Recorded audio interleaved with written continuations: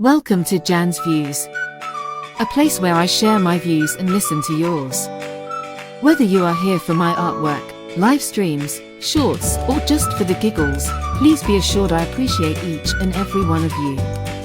I hope that you will enjoy your time here on my channel. I would be eternally grateful if you would give a like to the video, consider subscribing and, dare I ask, even become a member. So without further ado, let's do this. Hello and welcome to Jan's Chats and Reacts.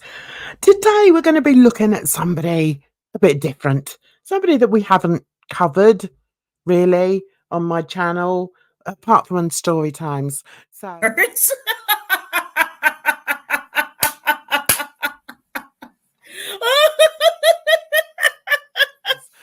I may sort of be interspersing some story times in this video just so that you can get the feel of how you should take this woman, whether you should take her seriously or not. I, for one, do not take her seriously. And there's one thing that I think you would probably agree with me, is that it's not very nice when you get like a little Miss Busybody sticking their nose into other countries' business. Now, this person has always claimed to love London. I love London. I just love walking down the East End Road. I love London. I wish I lived there. Yeah, she's what are they called? Anglophile? Yeah, she's one of them. She's also somebody that thinks that she knows everything. So not only is she a little Miss Busybody, but she's a know-it-all. The thing is, the more you listen to her, the more you realise that she knows nothing. Zilch, nada, nothing, especially to do with the place that I live, the place that I grew up, England. She knows nothing. So anyway, here she is, sat in a grotty abode. I can't think of any other way to describe it. In wood-clad in Indianapolis. So here she is with her fake Burberry cap, trying to tell me about myself. So come on, let's have a go. And the reason that I'm doing this today, it's a funny reason. A few months ago, another YouTuber, whose name I will not mention because I do not want to bring my channel down to that level. Oh, you don't want to bring your channel down to what level? What level? Because my channel has a variety of things on. So it's got artwork on it. It's got live streams. It's got vlogging. It's got crime videos. So what level are we talking about? I think at this point, I maybe just so that those of you who aren't familiar with who this person is and who she has moved in with. Yeah, she's moved in with this person. I'm going to put in a clip here. Or an alliance of convenience, let's put it that way. And yeah, I'll say his name because he doesn't have a YouTube channel anymore. I really don't give a fuck. Because he is the person that he is, he decided that he was going to release the DMs that he had with Chantal. If only we had said to her, these are the warning signs, and these people are going to come back and they're going to fuck you over. Okay, so Negs has been on a sharing spree, and it's just saying we're not watching his channel. I'm not going to watch his channel. So, welcome to the shit show. I'm going to dig myself into a hole. And I got some stuff I want to get to tonight. You get to There's stuff. A lot to cover. Now, you I do that. accept my role in my temporary deletion from you. And I'm not saying this just because I loathe the community, even though I do. But what else are they going to talk about? None of them have anything to share. None of them can play an instrument or tell a joke or tell a good story or, you know, entertain an audience. This is all they have is you, Monty. All they have is you. Tells me that he's not been diagnosed, because when you get your letter that tells you that you have any diagnosis. Mine happens to be for BPD. It also tells you the traits. So that was a specific question I asked him because I wanted to hear whether he had traits. Now, not only was he incapable of answering that he'd got traits, he called them points, bullet points. No, they're not. That shows me that he's actually been just Googling it. He's been Googling it. So he's like, oh, that's what I've got. Yeah, that's what Mr. Google says. Mr. Google says that I've got BPD. And if I've got BPD, I must act in such and such a way. Doesn't quite work like that. Doesn't quite work like that, Next. I got a scar going from here to here, here to here, here, here, here, here, here. I got one on the inside of my leg. Again, this I find very offensive. This I find damaging. I have BPD. I don't self-harm. I know other people that have BPD who do self-harm. So when I asked him, it goes back to my question, what traits do you have? There are 9 traits you can have for BPD. To be diagnosed with BPD, you have to have 5 of them. Luckily, one of mine isn't self-harm. Negsy Boy has obviously looked on Google and seen that the predominant one is self-harm. And I'm not saying he hasn't self-harmed, but because he does self-harm or he has self-harmed doesn't mean that he has BPD. So stop stigmatizing it. There's enough stigma out there. If I say I've got BPD, people think I'm a lunatic, but in the worst possible way. People think that I'm going to start running around knifing people and all the rest of it. No. And when we get later on in the video, I will explain it a bit more. But that was one of the reasons I asked what his 5 traits were. Okay, let's carry on. About 6 inches long and about that wide, where I took a piece of glass and jammed it right in the inside of my thigh, ripped my leg open. You know, when he talks like this, it's like he's proving to, see, I did this. So I'm, you know, that's why, you know, I'm mental, guys. I'm mental. I did that. You know, I even tried, I slashed my arms and I did that because I've got BPD. Pisses me off, guys. Okay, so, right, so we now know she's talking about me. So here we go. Come on then. Hosted a panel where they talked about Chantal and the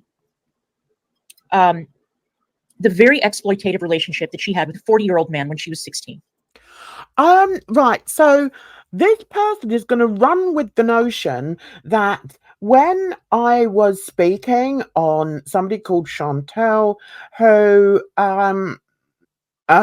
explained or told people that she'd slept with a 40-year-old man, there were so many things that came out about it. And as somebody that has worked with teenage girls and with, you know, problematic children, I made the observation, and I stand by that, that some girls aren't like what you may assume to be the behavior of 16-year-old girls. But this woman here, she's going to run and run with something completely different. So, okay, off we go. And this particular YouTuber, Me, was using every trope imaginable. I was using a trope. No. What I was doing was going back into my memory bank and remembering what it was like to work with teenage girls. So it's got nothing to do with politics. It's got nothing to do with, I don't take my ideas from the media, right or left wing. This was coming from my personal experience. My experience of not only being a 16-year-old girl myself once, many moons ago, but also of having two daughters that went through their 16-year milestone. So yeah, I would say that I probably got quite a lot of experience about it. And I was speaking from my own experience. But this woman here, she's going to try and make out that, in actual fact, I'm just going along with all the other people that feel that, girls are this and girls are that. No, I was talking from experience, but you carry on. At this point, I'm going to just throw in the fact that this is a new ban evading channel that she's on. She shouldn't be on YouTube, and yeah, she doesn't learn. She doesn't learn. Let me tell you the reason why she lost her YouTube channel. It was because her boyfriend, the very wonderful, charming man that you'd expect her to be with, decided to play a porno on the screen. They were sort of doing a live stream, were they? Yeah, something like that. I don't know. Don't care. But he was on the screen as well. And he was playing a porno behind him. I mean, really? So, yeah. So that's why she lost her channel. Hey ho! And away we go. And now she's back on trying to sound all, I don't know. What is she trying to sound like? She just sounds like a fool to me, but hey. That sexists use and the apologists use. Oh, right. Okay. Oh, we have to go back there. So I think she's thinking I'm a sexist. Okay. All right. And I'm an apologist. What am I apologizing for? Who am I? Don't bother, Jan. Just was using every trope imaginable that sexists use, right, and that apologists use for child groomers. Oh! I'm a child groomer's apologist. Really? I think I was going to say, show me the receipts. There's no point, Millie. The same as there's no point in me taking anything that she says seriously, because trust me, I don't. By saying, well, Chantal was couch surfing and she was kind of wild and she was kind of out of control. And so ... right? And I took it.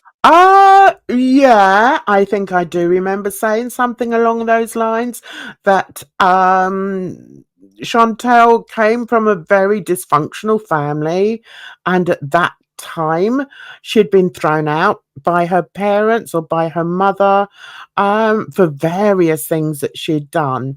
One thing being allegedly that she tried to tumble dry her baby sister. Something like that, guys. I try not to sort of focus too much on those type of people. I'm sorry, I just can't. I just can't. I cannot surround myself with too much negativity. No. So anyway, yes. So the fact that she was crowd surfing probably did come up on the panel I did. I think it may be a good idea if I find the panel and show you what was actually said. But yeah, I think I did mention that in the panel, that she was crowd surfing, and I'm sure that I then went on to say that because she didn't have, I remember saying, where was her parental guidance at that time? And also, it's important to note that one of the reasons why this came to the fore or came to the public eye was because not only had Chantel's, told the story in the way she does, which is basically in between shoveling mouthfuls of food into her mouth, but also one of her friends at the time had also spoke publicly about it. So I was speaking about it, judging or going by what her friend had said, her friend who was actually there at the time. I wasn't being involved in tittle tattle like some people like to do. I was basing my thoughts and my thought processes on the fact that this teenage girl had been let down by her parents, and even though she was couch surfing, she did have friends with her that told her she shouldn't be going upstairs to see this guy, the neighbor. So, yeah, I mean, all right, but this person here is going to try and paint me as some sort of apologist. God, things I have to do on my channel. Exception to that, and I live streamed about it. And in the live stream, I said that exact attitude is what enabled the grooming gangs in the UK to get away with exploiting so many girls for decades. Oh, so, and you know all about that. Yeah, you know all about that. So, I just feel as if I've just been to the loo and the whole pile of diarrhea. I shouldn't really say anything. That's vile. But which reminds me, this woman here, the one with the burpy hat, was told by a judge that some of the things she says are vile. Vile. The judge actually used those words, guys. So yeah, okay. You carry on telling me about myself.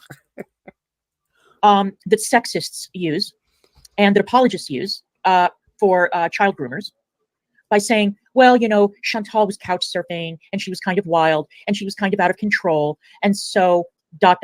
right? And I took it. I want to hear what the ... is. What is this ... I think I can understand what you're implying, but you understand this. Where your mind goes, only you can determine where your mind goes. My mind does not go to these places. As I said, I worked in a school for 8 years. So I think I know a little bit more about the differences you can get between one 16-year-old and another 16-year-old.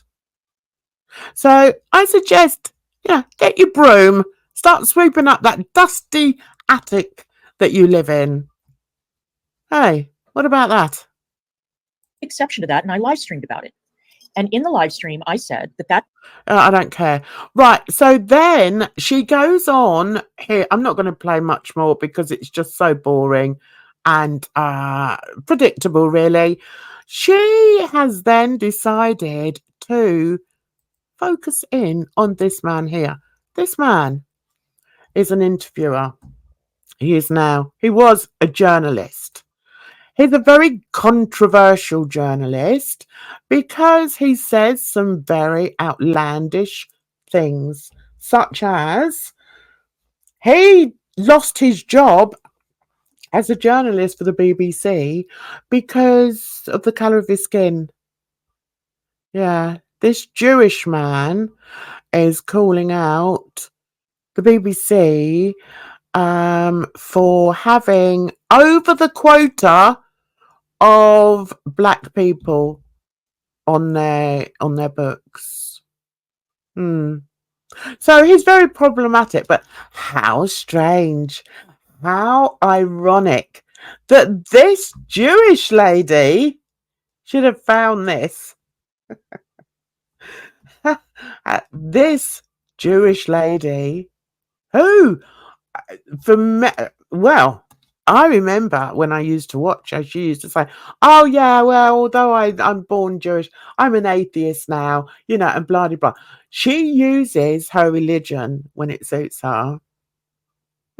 Trust me, that's what she does. Anyway, so I'm not going to bore you all on this video. I just wanted to respond to some of the things that she said, but it's quite interesting to me that she has thrown a light on this person called Andrew Gold, and I would ask you to Google him, see what a charming young man he is, and particularly how he interviewed a very successful black female football player, and said the most racist things I think I've ever heard, and got away with it. So anyway, never mind. I've moved on from there. So let's have a bit of fun now, shall we? So settle down and get yourself a nice cup of tea, couple of sugars in it, and rich tea biscuit, and enjoy Twitterful Tales, a novel, Bintio Flex, and The Hobbit. Hurts.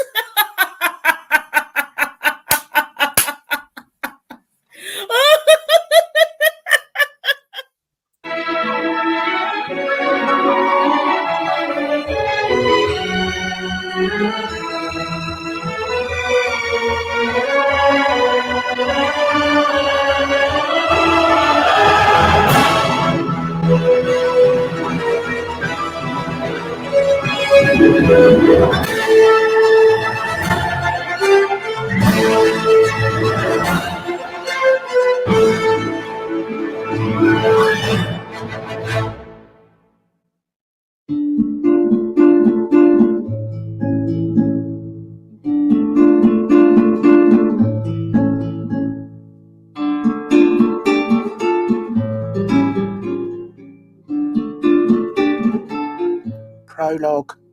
Twitterville is a popular area in social media land which has grown significantly over the years. As with so many other countries, it has its affluent towns and cities which are much admired and looked after by its home and business owners. With below average crime rates, upmarket shopping malls and excellent schools, Twitterville has become a much sought after place to live. To the southwest of Twitterville, even, lies the aptly named town of Trollton, a town once described as a stain on the map of Twitterville. Its reputation was upheld and glorified by its residents of ill repute. So, take a deep breath and let's enter into the murky township of Trollton. Binti O'Flex believed herself to be a woman of the world. Her many stories of her younger years went on and on as she excitedly recalled her grandiose, charmed youth, her frequent sexual contact, and her incredible career successes. I think we'll do that again, guys. Shall we start at the beginning? Okay, let's go. Binti O'Flex believed herself to be a woman of the world. Her many stories of her younger years went on as she excitedly recalled her grandiose, charmed youth, her frequent sexual conquests, and her incredible career successes. But nobody cared! She lived alone in her ramshackle house in southern Twitterville. She hadn't always lived alone. She was known to have several men stay with her for short periods of time in the past. Neighbours were not quite sure if they were men friends or foreign students, as they often all sported glorious tans, a bit like mine, and nobody had the guts or inclination to ask her because she was a miserable old git. Although Binti was diminutive in height, her mere presence would deter the friendliest of neighbours. Think Morticia, with enormous black square glasses, a Roman nose, and a shock of coarse greying hair that frizzed at the first sight of moisture. As she neared ever closer to 60 years of age, a few neighbours sniggered behind their curtains as they watched her dottering up the road in 5-inch heels, ridiculously large hooped earrings and brightly coloured synthetic hair glued to her scalp. Guys, it just looked ridiculous. I don't know what she was thinking of. Yeah. As she prepared for her afternoon nap, Binti was alerted by her mobile phone. Picking up the phone, she squinted at the screen, as she had already taken her glasses off. She was aggravated as she valued her daily naps. Who doesn't? I mean, we get to a certain age, guys, and yeah.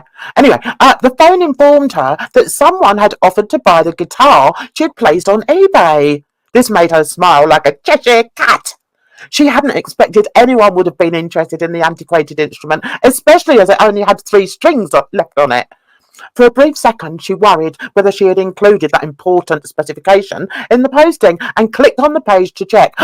She had, and sighed a huge sigh of relief. Goody, she thought, and put the phone down, and put the phone back inside her bra. Who wrote this? I mean, you'd think I could read what I'd written. Anyway, let's go back. Feeling somewhat pleased with herself, she headed over to the sofa, took out her teeth, laying them gently on the carpet beside her, pulled the moth-eaten blanket over herself, and settled down for her nap. It was 2 days later that Binti found herself somewhat excited to have someone visit her home. It mattered not that he wasn't actually a visitor, merely someone, well, he was the guy who'd won the bid for the guitar that she'd posted on eBay. The fact that a strange man would be knocking on her wide, robust brown door was enough to send her into a tizzy. A tizzy, I say! She was walking towards the lounge window to take another peek when she heard the screech of car tyres. An angry stream of obscenities shouted from the strongest lungs, followed by rapidly approaching fast-paced footsteps. Then, to her horror, her door was pounded like it had never been pounded before. She froze. She didn't move. It was at this moment that she regretted she had given her cat away. This only happened because she realised she preferred dogs. She reasoned a face full of claws would be more of a match than her dumpy limbs and fake fingernails. Like a squirrel caught in car headlights on a darkened road, she remained stock still, barely breathing. The sound banging on the door finally abated just as she began a raucous, cigarette-induced, guttural coughing fit. "Hello? Can you please open the door?" came a surprisingly soft voice. Now, guys, at this point, I have to apologise for my terrible accents. That was actually meant to be American, but it sounded more Irish. Yeah, I can only apologise. I'm apologising in advance, guys, and I really mean it. Anyway, what do you want? Binti replied, surprised at the strength of her own voice, considering her fearful state. I've come to collect my guitar, the voice behind the door answered. Binti was confused. She was also desperate for cash. She silently walked back into the lounge towards the window and gingerly peered outside. Gingerly, guys. Very gingerly. The door creaked loudly as Binti slowly pulled it open. The hobbit took a step back whilst wiping his grubby hands down the sides of his unclean jeans. Where did that music come from? Okay, we'll go with it. Do you always announce yourself so loudly? Binti asked. Sorry, Mom. I was scared as someone tried to run me off the road and I thought I was being chased up the street. Where's the car? Binti peered over the rim of her large glasses as she looked up and down the road. What car? Your car? My car? Your car? Binti stared at the strange little man with a perplexed expression on her face. Did that just happen? Did we just have that non-conversation? Hobbit. Oh dear. We're going to stop there, guys. If you want more of Twitterfield Tales, then just find them. They're on my channel. There, Twitterfield Tales, Binti and the Hobbit. I think there were about 3 of them, and they're all as mad as that one. But yeah. See if you can guess who that was about. There was a picture. I was very, very pleased. There she is on her bike. Now, you see, this is the same woman. Now, that we're meant to take seriously.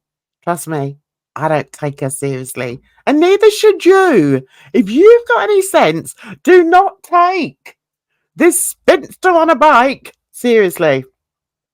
Okay, I'm going to end there. Thanks for tuning in, and I hope you're all very well.